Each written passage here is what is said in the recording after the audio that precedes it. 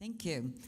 So I'd like to introduce Claire, who is going to give you a brief talk, and then I'm going to get the conversation going, and then we would like every one of you to jump in. So Claire.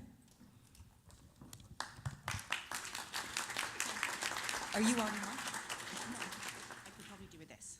Okay. Hi, everyone. We're at that stage of the night where people are starting to look at their smartphones. So does everybody just want to do one quick look at your notifications? I know that you're doing. You're not. No, I'm looking, Claire. I know that you're not. Okay. So this is classic Jennifer. Earlier in the week, she said, "Oh, can you just do one of your lightning talks, Claire?" And I said, "What on?" She said, "Oh, whatever you want to do." So I was up this morning at 4, made a beautiful slide deck. An hour ago, this one. Oh, no, I don't want you to do it on that, Claire. Do it on something else. Classic Preston. It's okay, Jennifer. I think we're going to talk in a minute about this report that I co-authored with Hossein Darakhshan. Hossein, take a bow. And it's really a story of why journalism conferences are important. So we met in Perugia. If you haven't been to Perugia, make sure you're there in April. An incredible 5 days of this, but in Italian sunshine with red wine and Aperol spritzes. So we start talking, and Hossein says, "What research are you doing at the moment?" And I start talking about Crosscheck France and different things. And he's like, "But what about theory?" At which point I said, "Be still my beating heart. Matt Kelly busting out some Benedict Anderson? I can't even." So I have a weakness for theory and men who talk theory. And so I thought we should write something. So those of you who don't know me, I run First Draft, and we are a non-profit that are thinking about solutions to the challenges of trust and truth in a digital age. And we basically were asked by the Council of Europe to come up with a policy document. So as somebody tweeted earlier this week, George Brock, the title sounds boring, it's actually quite interesting. Which is what I hope it is. So some of you may have seen this, which was an attempt in February for me to get past the horrific use of the term, I can't even say it, the F word, news. And many of you have heard me on stage get quite passionate about the fact that we just have to stop using it. It is non-negotiable. There we have words in our language that we no longer use because they're offensive. It has been used against the news industry. Every single day, journalists call up and say, "Can I talk to you about news?" And I say, how can you use it when it's being used against you? Not only is it wholly inadequate to explain the phenomenon, it is now working. The fact that Donald Trump, Nigel Farage, and other leaders around the world use it as a way to describe things they don't like, it's being used against the news industry, so it is non-negotiable, we cannot use it. So this was an attempt to talk about the complexity of the 7 different types of mis- and disinformation, partly because I was obsessed with this idea that by framing it as news, as fabricated websites, we were completely missing, for example, visuals and memes. And one thing I hope from the Russian ads this week is that people have woken up that visuals are the primary vehicle of the dissemination of disinformation, and we are not thinking about it. We're certainly not building the technology to track this and to actually do something about it. So these are the 7 types of mis- and disinformation, but I thought we need to do more than this. And so Hossein and I spent a long time thinking about conceptual frameworks. Hossein has written a lot about new technology, thinking about the theory of the web. And so we basically spent the summer with Post-it notes just trying to work through some of these problems.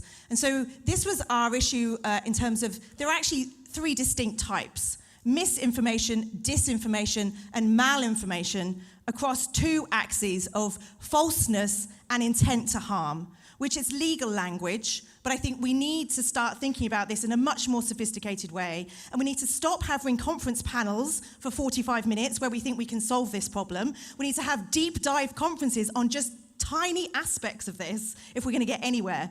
So we talk about information disorder and try to map on some of those 7 types onto this Venn diagram.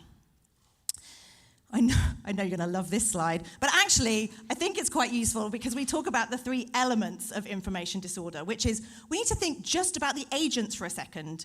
When people say, what are the motivations for this? It's very different if you're a Macedonian teen making money versus a Russian agent trying to push memes through the US election. It's very different if you're a 4chaner who's trying to connect with people who are like you. It's very different if you are pushing this to connect socially with your tribe. So we need to think about motivations specifically. We need to think about the agents in a very particular way.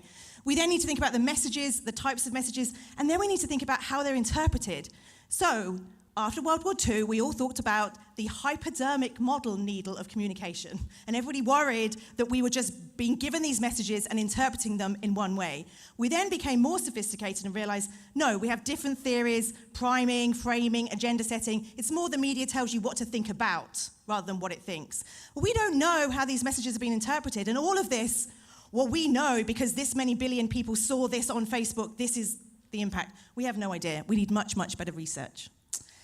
And this is the third slide of the three phases of information disorder. Thinking through the creation, when somebody in St. Petersburg with a whiteboard is creating these evil ideas, that's distinct from when it actually gets produced and turned into a media product by the troll factory in St. Petersburg, which is different again by when it gets distributed and then comes back and gets reproduced when somebody then becomes an agent and reshares it. Do they reshare it saying, yes, this is right, or reshare it with a poop emoji, suggesting they're not so keen on it? So this is much more complex than simply thinking that these messages are going one way. So to end, because we love theory, last year at NewsGeist, I actually had a session with Jay Rosen, which was, why are these conversations atheoretical and ahistorical? Turns out NewsGeist this year, all about the theory. So James Carey, the cutest man in the world. Secondly, unfortunately, he's no longer with us, but an absolute genius. And we use this as a framing for the report in the sense that what James Carey talks about was that there's two different ways of thinking about communication. There's the transmission model, which is A, message to B. And that's the problem. We're thinking about this as a transmission model. We need to be thinking of this as a ritual model. It's exactly what Matt Kelly was talking about. This is all about emotion. People decide to read certain newspapers or share certain content on Facebook because they are attaching their worldviews to their performance on social media. Algorithms are designed around performing our own identity. And so in that space, we have to understand that ritual is a huge part of this problem. And in terms of solving it, we have to understand that ritualistic nature of our relationship to information. It's not just the transmission model. So this was written in 1975. I know that you've all got Plane Journeys home. I really would recommend downloading it onto your Kindle. But it's an absolute joy. Or read the report. Preferably the first. Second. So I'm going to talk to Jennifer now, but that was a framing of our report. It's really just the executive summary. But I look forward to this NewsGeist. Please, can we not have a panel that's just a really broad, how do we solve news? We've passed that. That was last year. Like, we really need to start thinking about breaking down this problem into segments and doing something concrete about it. But also understanding, Heather Chaplin, take a curtsy. Design thinking. This is a wicked problem. This is a wicked problem, and it's going to take years, if not decades, for us to get out of this. So we need to stop talking about solutions and saying, what are these small interventions and how can we package them up and stop having this idea that we're going to solve it, which was Richard's point. It's going to take us a long time to get out of this hole, but we might as well start, make progress, and for God's sake, measure what we're doing all the time and not think just because Jennifer gives you some money and you've done something that you've made an impact. We need to measure impact all the time. Thank you.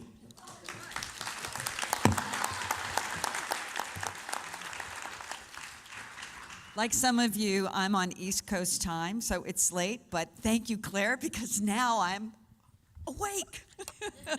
Jennifer Preston's excited. Your fantastic energy. So after reading Claire's report, And Hossein's report. Yes, and Hossein's report. And I'm so glad that you're here with us. That I just said, Claire, this is a real report with recommendations. And footnotes, Jennifer. Yes, and footnotes. And because of Claire, Knight is sponsoring a gathering at the University of Pennsylvania in December of scholars from an array of different disciplines to tackle this problem, because as you began telling us through all of this, it's much more complicated. So what I wanted to do, we have like such a great group of people here, and you have a number of recommendations, and you have broken it down, you and Hussein, for like what could technology companies do. So there are 35. My goodness, there's a long list of recommendations of what technology companies could do.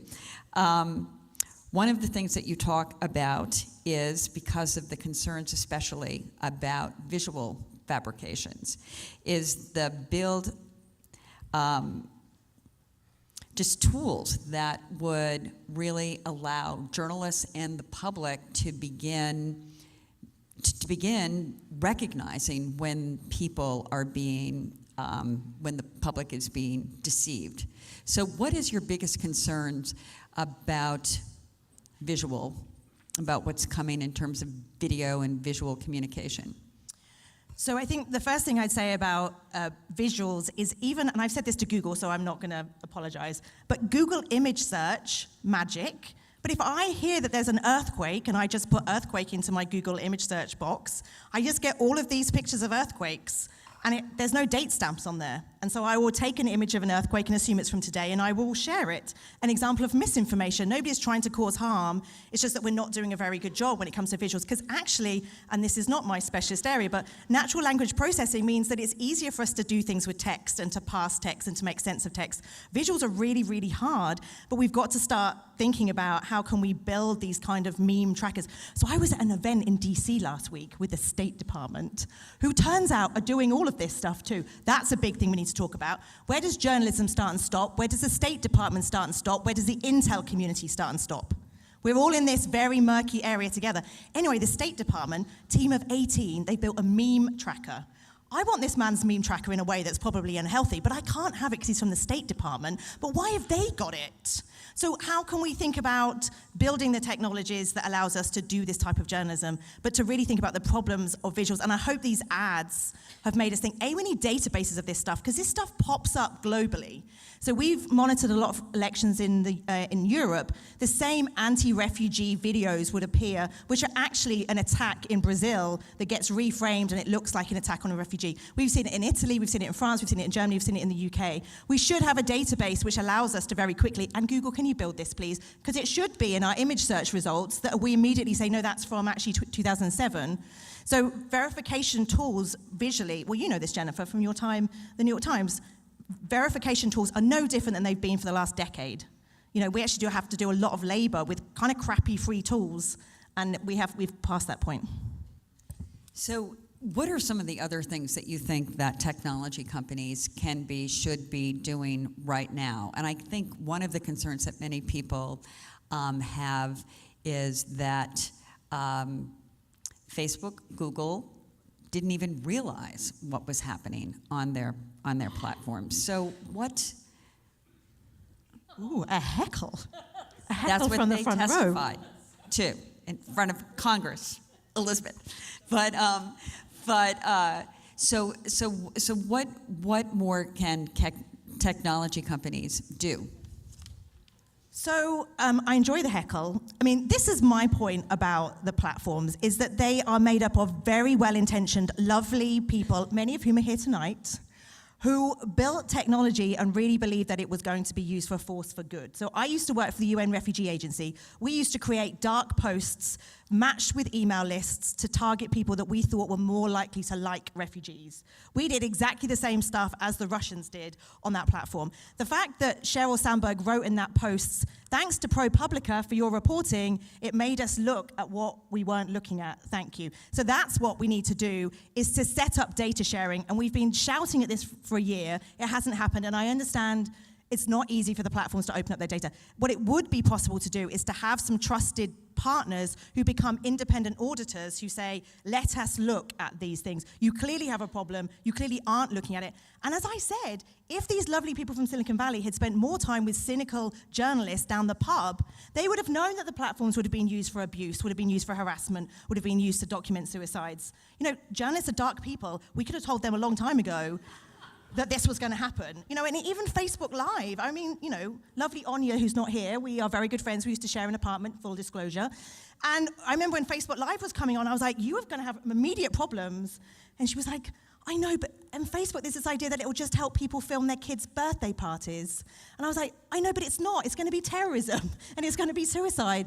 And so I think that's, I mean, your point is well taken, and of course there are many issues around companies trying to make changes when they have to be, bidded to their shareholders. But I do think there was just a complete misunderstanding or didn't believe this was going to come down the track. And now we need to help the platforms audit their own platforms. So tell me about what you think is coming down the pike in regards to AI and machine learning and what impact that's going to have on the whole information disorder ecosystem. So I think many of you saw the Obama video, the YouTube video, and it was like, oh my God, this is the future and it's really scary. Yes, we also have to remember that this is kind of an arms race, because just after that video came out, some very smart people at the University of Pittsburgh said, actually, you can tell that that's not Obama because we do blood vessel recognition work, and you could tell that his blood vessels weren't moving in the way that you would expect. Therefore, we would have known. So we're in this amazing arms race of, we get really terrified, and then somebody really smart says, oh, I've built a solution. So I feel pretty hopeful, but we do have to recognize, there's enough YouTube videos of me on stage waving my hands around that somebody could just create a video of me saying whatever I want. That is kind of terrifying, but I do believe that we'll just come up with solutions just as quickly. So what should journalists be doing right now? What's the role of reporting? So let's talk a little bit about this question of potential influence of our current reporting around driving down trust in our institutions. Because my slight worry is that as an industry, we are publishing a lot of stories about bots and disinformation and hacking and cybersecurity without explaining what we mean by those terms, because we know they're going to get traffic, because a good bot story gets you a lot of traffic. If you search hard enough, you will find bot networks. Were there bot networks in play during the German election? Yes. Did they have a significant impact? No. Should we have been writing about them in the detail that we did? I would suggest no. And the phrase strategic silence, of course, Data and Society are doing amazing work, particularly around thinking about the far right and how we should be reporting on that. But in the same way with disinformation, we, in our work at First Draft, when we've been monitoring different elections, there was lots of stories that we saw and said, we don't want to cover them because it's still in a niche community. It hasn't moved, and it hasn't moved into we need to find, as an industry, a tipping point. How do we measure the tipping point where if we move too early, we're giving oxygen to a rumor or a piece of disinformation that we shouldn't give oxygen to? If we leave it too late, it's out of the box and it's gone, and it's Pizzagate. And actually, as an industry, we've never had to deal with this. So I think the challenge we're going to face over the next few years is, how do we report on disinformation? In what ways? How do we do it responsibly? And how do we measure what the impact is from all of this reporting right now? My fear is that social scientists in 10 years' time will say, we suppressed the vote by 9.7% because of our reporting currently. And I'm not suggesting censorship. I'm suggesting, how do we think about the KKK? For 30 years, the news industry had a kind of a tacit agreement, we're not going to talk about the KKK. We've had guidelines about how we report on suicide. How do we think about how we report on this question? And it might be that it's all fine, but we don't know that it's not fine. And in an era where we have the ability to write as many articles as we want because there's an unlimited amount of white space, my fear is these sorts of stories get traffic, we're publishing them, but the whole cumulative effect of this reporting, I worry, is having a disturbing effect. So one of the recommendations that you made for journalists is to debunk sources as well as content. What did you mean by that? So, for example, we worked in France during the French election, and we published 67 stories of different rumors and pieces of fabricated content. And one such example was a story that was, there was a very sophisticated hoax website created that looked like Le Soir, which is the Belgian newspaper. And the site was completely fabricated, but all the links went through to the actual Le Soir website. So it was very sophisticated, and it was suggesting that Macron was funded by Saudi Arabia. So the story came up, the cross-check team debunked that. It took a while, but it was pretty easy to prove, but we had to go through all the different steps and do that. And then we published it, and people shared it, et cetera, et cetera. And then some Belgian researchers came to us to say, you know what, if you had immediately seen in real time the 5 accounts that tweeted that story at exactly the same time, 3 of them were based in Tehran, sorry Hussein, 2 of them were based in somewhere else crazy, clearly bots, clearly trying to cause problems. If you had source-checked that, you could have done that in 5 minutes. And instead, you took a lot longer. And as we know, in terms of confirmation bias, fact-checking, although incredible and is doing really important work, We have to think through the difficulties of trying to convince people through facts, through 800-word text articles, versus building tools within newsrooms so that we can source check in real time. So, sounds like there's a potential opportunity here to build trust with readers, with users, amid the information disorder. So I just have one more question before we throw it out to the audience.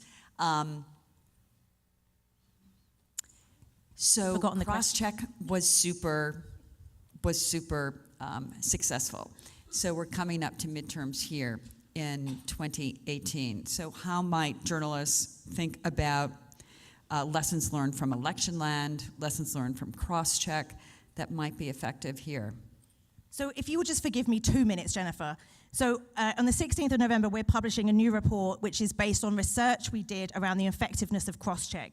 So cross-check was a project where we partnered with 37 different newsrooms in France. What's crucial about this is that they were national newsrooms, regional newsrooms, local newsrooms, community and ethnic newsrooms. So we had this collaborative group of organizations who were all monitoring and debunking verification, but they were cross-checking each other's work. So one person would have found that story about Macron, they put it into Slack, and then all the other newsrooms had to make a decision about whether they agreed with that verification work. And if they did, they put their own little Slack emoji with their newsroom logo underneath. And then based on that, we would publish a story with those different logos, but those other partners would also publish the stories. So we commissioned research that has ended up being so positive, I had to ask the researchers to go back and look for more negative comments. The best bit about it was that journalists said, our journalism was better because we were held to account by our peers. We were slower because we had to work with one another, which sometimes was frustrating, but it meant that we never made a mistake, because we couldn't make a mistake because we were working collectively. From the audience perspective, the audience said, we trusted this brand more than anything else because it seemed to be independent, because it had cross-partisan news organizations, local, small, different positions. And in terms of the audience research, we had people from the far right saying, we're glad cross-check existed. We didn't necessarily agree with it, but we're glad that it existed. So my dream, don't think there's not a sticker on the board because there is that we do this for the US midterms, and we partner with ProPublica. Scott Klein and I were plotting earlier that we bring together election land and cross-check, and we do this in the US context. It might fail miserably, because this is a very different country to France, but we have got literally nothing to lose, people. Nothing to lose. And if we don't do it, we'll always say, what if? And if we do it and it works, we have a global model for doing this. And the trust piece of this was the audience saying we had much more trust in that brand, even though we had just started like Matt. I mean, it was kind of incredible to hear audiences talk about trust in a way that you just think that we talk about it, but they talked about it too. What do you think it would take to make it work effectively in the US? Like in regards to, could you imagine a Fox News and a CNN joining cross-check? My dream is yes. I don't know whether it will happen, but I think, so the other thing was that traffic, here's the thing, let's just talk business. Traffic for the partner websites was significantly higher on cross-check stories. And, sorry Google, but let's go back to Las Vegas for a second, when the 4chaners Google bombed Google, and at the top they had the wrong shooter name for Las Vegas. Ultimately, we did the reverse without even realizing it in cross-check, in that we had the cross-check website, and then we had the 37 partners all publishing the same sorts of stories. And so we essentially pushed traffic to these publishers because it was, there was some Google juice behind it in a way that we didn't really expect. So that's how I'm hoping that we can get a whole group of different people together. They'll come for the business, and then they'll come and be like, oh my God, what a great public service I'm doing. Thanks for inviting me. Questions? You can ask Claire anything. Stacey. Hi, Claire, Chapeau. I want to know if you are aware or if you're doing any research into any parallels between what you're seeing with political mis and disinformation and financial mis and disinformation, because the only other comparison I can think of is, 4 or 5, maybe 7 years ago, I forget how old I am, when algorithmic trading was beginning to be big, it was one of the first times that we started to see active financial misinformation being used to confuse trading bots at the same kind of speed that you're seeing it on social with political stuff. Is anybody doing that work? I don't know that work, but I was pretty shocked just for this report, seeing how much knowledge there was in these spaces. And in fact, a lot of the tools that we use, like Data Miner, they were originally built for the financial services, but understanding the importance of bots, and actually David Carroll, who obviously is very good on these sorts of issues, when you actually look at his stuff and he shows you how many bots there are in terms of advertising and ad tech problems, I think that's what we have to get much smarter about. So I don't think those parallels are there. And I think also, I always say this, but the conversation right now is so US focused and Facebook feed focused. And if you look globally, it's a very different picture. It's much more about closed messaging apps. It's not so much about political misinformation or disinformation. So we have to look at the whole global picture, and part of that is learning from other sectors that have been dealing with this. And we talk about Russia, flipping China. Let's talk about manufactured amplification in China and how cheap it is to buy signatures on a change.org petition. I mean, there's some pretty astonishingly scary stuff out there that it's almost like people have only woken up to this in the last 2 months. So if I find anybody, I will point them in your direction. Hi, Claire. Oops, go ahead. That's fine. Michelle Ferrier, Ohio University. First and foremost, I want to say that I think if the journalism community had recognized that journalists of color had been experiencing the kind of online harassment and abuse years ongoing and had listened to it, we would have been able to predict and understand what was happening in the rise of white nationalism here in the United States.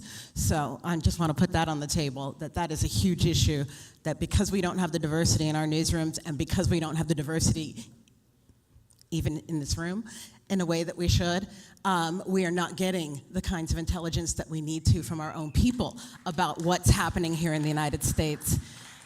Secondly, I think the issues of online abuse are the harbingers of the disinformation as well, and the ways in which our enterprise is being subverted by the individual attacks on our talent, whether print or otherwise, I think is a challenge.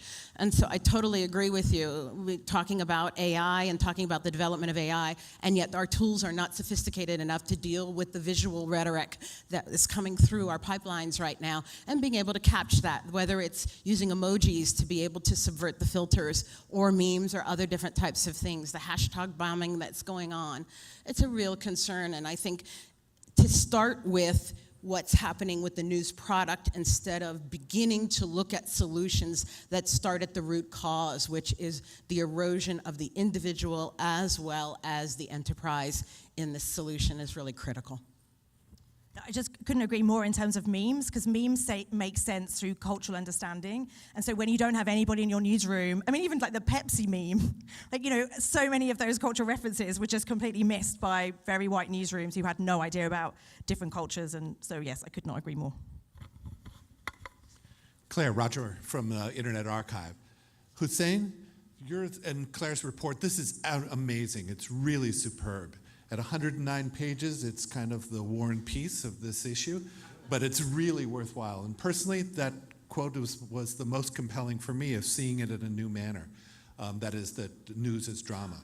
But my question is, there's an emerging dynamic tension that I'm wondering if you could address and come up with some great resolutions between the fact-checking community and platforms who are embracing them, who are also hearing from publishers going, whoa, wait a minute, I don't want to have my stuff tagged by this. Whew. Hello, can of worms. Let's open you. So the third-party fact-checking initiative was launched on the 15th of December last year, and I think we can probably all say to a certain extent it was kind of a PR response to a month since the election. And it's run by the IFCN and Alexios, who is incredible. And they had their standards, and those standards defined which organizations could become fact checkers. The biggest challenge that we have is that we have absolutely no data from Facebook themselves about the effectiveness of the flags and the tags. And the other question, and Cameron has written a piece about this, has it been published yet? Should I not say it? Okay. So if you go back and read that leaked email, it's talking about an 80% drop, but actually lots of people have suggested that's an 80% drop in sharing because of double tagging or double flagging from two organizations. That happens in a very small amount of time, which seems to suggest that Facebook has just arbitrarily come up with an 80% drop deranking in the algorithm based on that. If we don't have any independent experts looking at that data, looking at the impacts of the flagging, or the fact that deranking is happening and we don't know how that 80% came to be, and we have no other understanding of those kind of algorithmic shifts, that's what really worries me. So the idea of what's possible, what we could be doing as an industry with the platforms to think through effective and transparent collaborative verification projects that could feed back into the platforms, I think there's a huge opportunity there. My concern is we need access to that data, and the fact checkers themselves would say that. They're doing work, but they don't know the effectiveness of that work that they're doing. So just put that kind of worms over there. But it's a kind of worms that's part of this huge conversation about data and getting access to data and being able to independently assess the effectiveness of this. So, yeah. How you doing? I'm Terrell J. Star with The Root. I'm looking forward to the project. The findings are coming out November 16th. Is that the correct date? Yeah, so thank you. My question is there a media education component eventually down the line for the work that you're doing? Because what I find particularly in Ukraine, for example, when we're dealing with disinformation, is that even if the media outlet works very diligently to make sure that they are fact-checking, making sure that they do not disseminate false information, I find that readers will still look for the disinformation because it corresponds with what they believe. And so so I'm wondering if there an understanding of a limitation to the technological approach that you're pursuing, and looking at the larger issue of the fact that people have views that, as a result of our education system, are just completely false, and that is going to inform how they seek information, and that it will actually override the technology no matter how great it is. Yeah, so going back to this idea of information as transmission, I mean, I'm obviously a huge fan of news literacy programs. My concern is this idea where we just keep training people in the classroom and they'll stop all of these problems. You know, many of us in this room have been trained to within an inch of our lives to be very careful about what we share. Have any of us come very close to sharing something that we shouldn't have done? I mean, Stacey does an amazing job of calling people out on Twitter all the time when they do this. But that's because we have an emotional response to something and we don't slow down enough to think, what did Dan Gilmore tell us in our news literacy classes? So my concern about all of this is how effective is it? And again, a little plug for cross-check. Something that came through in the audience research is when we wrote our stories, we explained how we'd come to our conclusions. And some of the audience responses said, not only did I learn skills that I then taught to others, the biggest skill I learned is that cross-check taught me to be aware of my emotional responses to information, which I nearly fell off my chair at, because that's what we need. We need to be teaching people emotional skepticism, as Craig Silverman talks about. Not just, hey, do a reverse image search. Hey, be careful. You should know the difference between opinion and hard news. We need to be teaching people the Russian ads. We need to say, why were those Russian ads effective? Because they were tapping into your worldviews that you have and you don't even realize, and that you had an emotional response to that stuff. It either made you angry, it made you sad, or it made you laugh. And if you don't understand that through that emotional connection, your brain has just gone off duty. That's the problem. So yes to more information literacy programs, and I think Dan's going to do a session on this. How can we think about it in a really strategic way that gets past all of these barriers that we have lazy brains, we're overwhelmed, and we're looking at our phones. What's this, over 1,000 times a day we touch that home screen? In that context, we can't be the critical consumers of information we need to be. Well, you could ask any tabloid editor and they will tell you what sells. What sells is emotion. That's what a really good tabloid front page. Was there a The New good European story in television? Other questions? Jeff? Claire, first, bless you for doing this work. I know we're all very grateful that you're here doing it and trying to protect us as best you can. I want you to go back to the strategic silence question. When I have broached this subject with editors, I get Memorex-like blowback immediately. Maybe I'm just doing it badly. But give us some ammunition about how to be able to raise this topic. I think that even the idea that editors believe that we're being manipulated is not received well.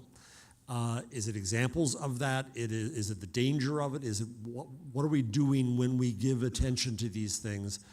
How do we start to formulate the new strategies? How do we have this discussion with editors? So, and Dana Boyd is amazing at this, but how do we actually understand tactics? Because you're right, Jeff, I think a lot of journalists don't want to think that they're part of this machine. They are being manipulated, and that actually very sophisticated agents of disinformation are laying Easter eggs now across the web that we don't even know that we're going to find in 3 years' time. They are making changes to Wikipedia. They are creating fake think tanks and fake research. They're doing all of that knowing, and they also then ask questions to journalists on Twitter, pretending to just be, oh, concerned citizen, I just want to ask this question. Journalists, under-resourced, stressed out, do a very basic Google search. This stuff comes up quite, oh, great. You know, because, and so the problem is we need to talk about tactics, and one of the things I'd love to do for Election Land 2018 is basically have kind of an alerts and advisories where we're actually sharing those tactics and saying to people, be aware that this is happening, be aware of this, have you seen that? Because Storyful, you know, has done some great work about this, talking about everybody needs a 4chan correspondent.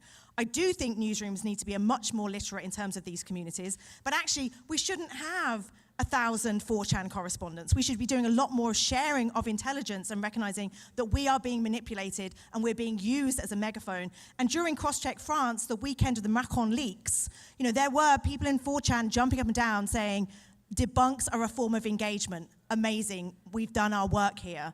You know, or the other example from documenting hate, you only need one Nazi protest, a Nazi flyer on a college campus. The college newspaper picks up on that story. It gets picked up by the local paper, sometimes gets picked up nationally. We're like, oh my goodness, isn't this terrible? They only needed to print out one flyer, and we've done their work for them. So in terms of how we talk to editors, it's the tactics are there, they are real. What's the name of the crazy troll lady that has just been unmasked as a Russian agent? What's her name? We all quoted her. Yes. What's her name? Jenna Smith. So we all, for the last 3 years, because she was out there, she talks about the Kardashians, she had great quotes, she got used by everybody, and now we're like, oh shit, whoops.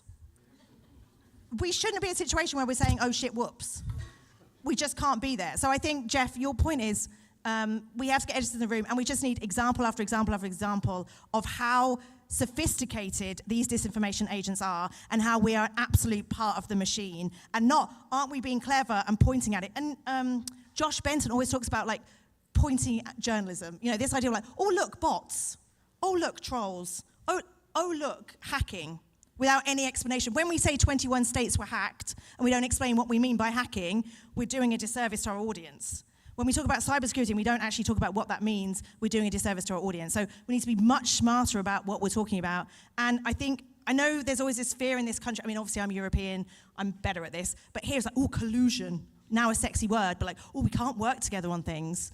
I think on this issue, there needs to be a very, I would hope, relatively soon meeting of senior editors to say what we're going to do about this in 2018. Question. My name is Nika Singh. I'm from UC Berkeley. So my question is about, I think it's easy at some level to determine when something is a downright falsity. The problem is trying to get everybody informed about it. But how do you deal with actual information that is truthful that is used to discredit other truthful information? So I think that Trump is a real master at this. He used, you know, the WMDs, Iraq, CIA, sort of doing a bunch of bullshit that they have done for, you know, there's a long history of that, INDA, you know, Mossadegh, so forth, and then using that to discredit actual claims that were moved against him. Like, how does your I'm sure your paper probably goes into this, deal with, I guess that would be false context or manipulated content, but at some level it's just real. He's telling the truth, and he's discrediting, you know, the intelligence community when it's coming against him. So how do you deal with that? Because that seems to me far harder to contain, and it seems like, damn, that guy's right. I mean, I was reading tons of Chomsky books about that. Chomsky? Make it stop, people. I can't bear it. Who apparently has moved to Arizona. I just moved to Boston so I could hang out with Noam Chomsky, and apparently he's moved here. To your point, I mean, Invite that's him partly... tomorrow. Sorry? We'll invite him tomorrow. Yes. So part of this is we talk about malinformation, so genuine information that's used for harm. But you're absolutely right in terms of giving this actual historical context and recognizing that it didn't all start this year. It's not just that the US is a victim of this. The US has been doing this as other countries have been doing it. So I just feel like we've had this massive wake-up call about a whole host of things. I mean, definitions, I think we've got somewhere with the definitions. We would love as much feedback as possible about it. And I think it's only when you start putting a typology out there that people go, but what about, where does that fit? And we just put leaks into that third Venn diagram. Twitter went crazy. Some leaks are positive. And I was like, oh yeah, they are. Okay, some leaks, we'll put some in brackets. So, I would love to have more conversations about how we could think about that. But the other thing when we talk about genuine information, the biggest problem we have, and everybody in this room does it, is misleading information, is where we just make a slight decision about how we crop a photo, or we just make a headline, we frame an issue in a certain way, we just take a statistic in a certain way. When we've done the work in terms of monitoring election stuff, it's the misleading stuff that we have problems with. So when people say, it's all right, algorithms are going to have this in 5 years' time, Claire, I'm like, the misleading stuff too? And that's just humans, and that's just journalism, and that's how information works, and that's how we connect with each other. But so your point, yes, we probably need to think a bit more about the typology, but the easiest stuff is the obvious fabricated stuff. There's a whole gray, really blurry area that we need to figure out. And do we want to solve it? As humans, we gossip, we share rumors because we're human. I think this idea that we're going to live in a world of perfect information is also not realistic. Okay, so we have time for one more question. Yep. Right here. Hey. My French friend. Yes. Hi, Claire. Oui. Oui. First of all, as a Frenchman, thank you so much for cross-check. That's been amazing, and I think it really helped in the French election. We've talked a lot tonight about our collective roles as custodians of information, whether it's as journalists or tech platforms or some mix of these. But other constituencies also look at this issue, then thinking of policymakers and governments. And as you've pointed out, as Richard has pointed out, these issues are really deep. We're not out of them anytime soon. And policymakers, they think short term. So they want to have immediate solutions, and the big temptation is to regulate the problem. And we're seeing this arise in various corners of the world. I know some countries are actually thinking of fake news laws, others European. I've heard people in Europe saying, well, China doesn't have it all wrong then, because that wouldn't happen there. And that frightens me. So I guess I have two questions for you. One is, do you see this? Is it something you've seen in your research? Is it a growing trend? And second, what do you think of it? What is government's role in all of this, in your view? So absolutely, there are those conversations happening around the world, which is they want to see regulation. I have a huge concern that a European country is going to, and we've seen Germany to some extent, although it's actually much, much more about hate speech, even though people talk about it as the fake news legislation. Also, if I get invited to another policy-making event that talks about fake news in the title,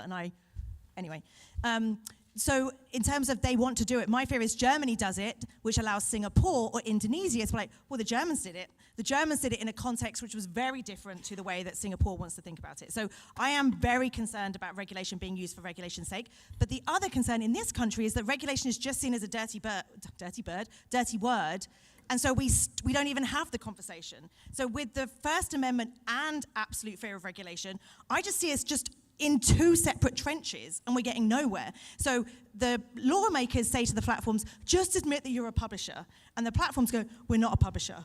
And then they go, just say you're a publisher. The reason, I get it, you're from Google. The reason you don't want to say that is because the minute you do, the regulatory and legal framework is years behind where it needs to be. And if you say you're a publisher, all of a sudden we slap all sorts of regulation on you that's not designed for the platforms. The platforms we have today are a new form of communication. They're a hybrid communication platform. We don't have the regulatory framework for it. My fear is that we will have a very knee-jerk reaction just because people want something. But I do think that the platforms need to, A, open up their data, B, we need to have global advisory councils that say, this is a really wicked problem. It's not going to be solved overnight. How can we get the best minds from civil society, academia, policymakers, government, together in a room to say, I said this earlier, if I said to the editor of the New York Times, tell me your criteria for what goes on the front page every day, that is not written down anywhere because publishing is hard.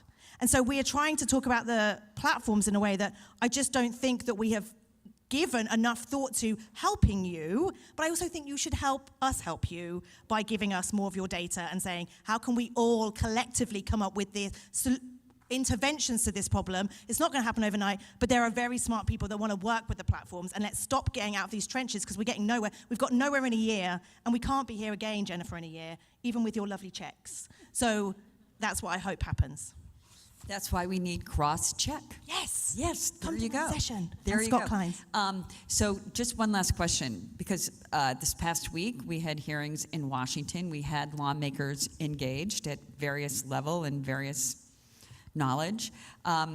So what did we learn from that testimony, and what questions did the lawmakers miss, and what questions did technology company leaders not answer? I think what we learn is that everybody there needs to go on a digital marketing course. My fear, I mean, as great as Al Franken is, none of those people have got actual understandings of digital marketing campaigns on social platforms. So Facebook came up with a sample. Nobody really knew the difference between reach and engagement and clicks. Nobody really understood what that sample was of the whole thing. There's a whole host of questions that should have been asked and wasn't. So again, going back to let's put everybody in the room that knows what they're talking about, that's a start, because the fear is that regulators are going to do stuff based on a complete position of ignorance. So, I mean, I think we will look back in this, whatever historians will think. I mean, I hope they're drinking a big bottle of whiskey when they come back to this particular time, but this week I think will be seen as a huge turning point. I think people have really woken up to the sophistication of these ads. So in many ways they looked massively amateur, but the number of psychologists the Russians have in St. Petersburg that worked out the evil genius, just seeing that selection of ads. I mean, I think it's pretty upsetting to think about on a whiteboard somewhere, somebody thought through the different segments of the American audience and said, that's going to make them angry. That's going to make them sad. That's going to make them share, because the algorithm is designed around the emotional responses they'll have to these ads. So I think this week will be a turning point, but we sure as hell need to catch up in terms of responding to it by making sure that everybody is on the same page and understands the complexities. And what are the tools that journalists and the public need to be able to audit?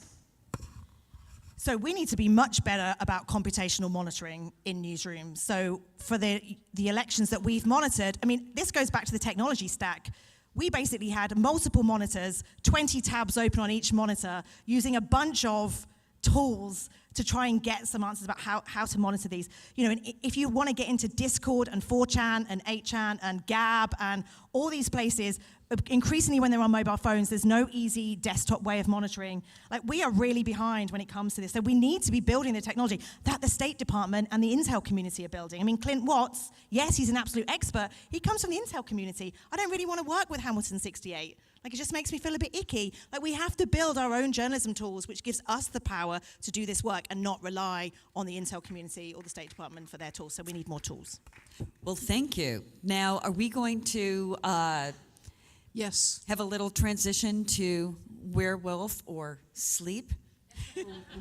Those of you like on the East they- Coast or who flew in from Europe, it's bedtime. Now, thank you very much, both of you. Thank Big you hand so right much, here. Claire. Wait a minute.